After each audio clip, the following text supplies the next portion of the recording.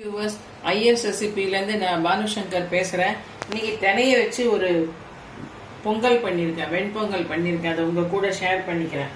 Actually 2 பெரிய குழுக்கரண்டியால் இது தினை எடுத்துட்டேன். அதுக்கு ஒரு அரைக்கரண்டி பாசிப்பருப்பு, அது ரெண்டையும் லேசாக பிரட்டிட்டு வாசனை வர்ற வரைக்கும் பிரட்டிக்கணும். பிரட்டிட்டு அதுக்கப்புறம் அதில் ஒரு 2 டம்ளர் தண்ணி ஊற்றி நல்ல ஒரு 5-6 சிட்டி தண்ணி விட்டு இது பண்ணும்போது அதில் கொஞ்சோண்டு இஞ்சி சரவி போட்டுக்கணும். அப்புறமா கொஞ்சம் உப்பு, கொஞ்சம் பெருங்காயம், இதை போட்டு நல்லா வேக விட்டுக்கணும். வேக விட்டு இதை எடுத்து வச்சுட்டேன் நான்.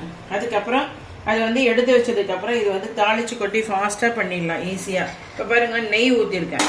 ஐஎஸ் ரெசிபி நெய் தான் வச்சுருக்கேன். எவ்வளோ மஞ்சள் மசையில் நல்லா இருக்கு பாருங்க. ஸோ இதில் கொஞ்சம் இது முந்திரி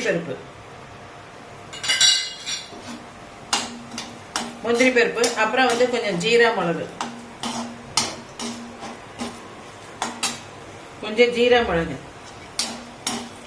இதில் போட்டுற வேண்டியது.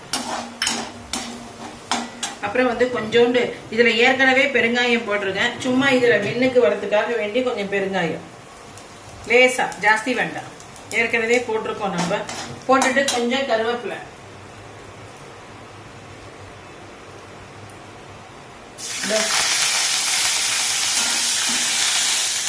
போட்டுட்டு இது அப்படியே,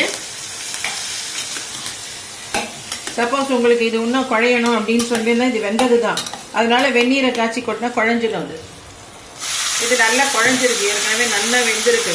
இது தினைக்கு நல்லா வேவு வரணும். அதனால அதை என்ன பண்ணணும்னு கேட்டால் உங்களுக்கு நல்லா 7-8-10 சிட்டி கூட விடணும், ஒன்றும் தப்பே கிடையாது. இதை போட்டு இப்படி கலரிடணும். இந்த தினையை நல்லா பாலில் வேக விட்டுங்க. கிரீமி மில்க் கிடைச்சதுன்னா ரொம்ப நல்லது, சூப்பராக இருக்கும் அது. அப்போ என்ன ஆகுன்னு கேட்டால் உங்களுக்கு நெய் கொஞ்சம் கம்மியாக இழுக்கும், ரொம்ப டேஸ்டாகவும் இருக்கும் உங்களுக்கு.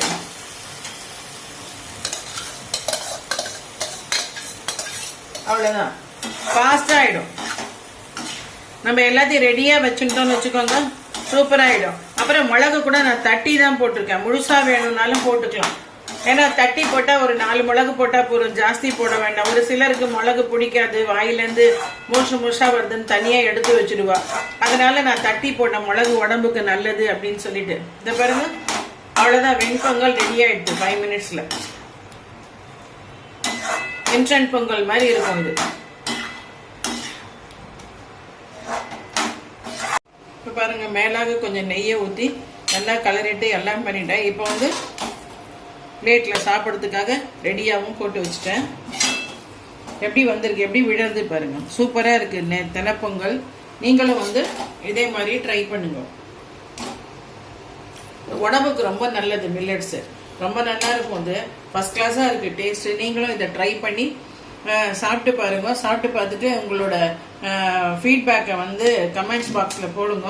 கமெண்ட்ஸ் பாக்ஸ் கூடிய இதுக்கு நல்லா தொட்டுக்கிறதுக்கு கத்திரிக்காய் கொச்சும் நல்லா இருக்கும், சுட்ட கொச்சும் நல்லா இருக்கும், வெங்காயம் தக்காளி குடமிளகா நறுக்கி போட்ட கொச்சும் நல்லா இருக்கும். ஒரு சிலருக்கு ஊறுகாய் கூட பிடிக்கும். இந்த மாதிரி தக்காளி தொக்கு, மாங்காய் தொக்கு அதெல்லாம் கூட ஒரு சிலரோடது. நீங்களும் ட்ரை பண்ணி பாருங்க. ட்ரை பண்ணி பார்த்துட்டு எனக்கு ஃபீட்பேக் கொடுங்க. கூடிய சீக்கிரம் இன்னொரு டிஷ்ஷோட உங்களை நான் மீட் பண்றேன். அதுவரை உங்களிடமிருந்து விடைபெறுவது IS recipe Bhanushankar. Bye by.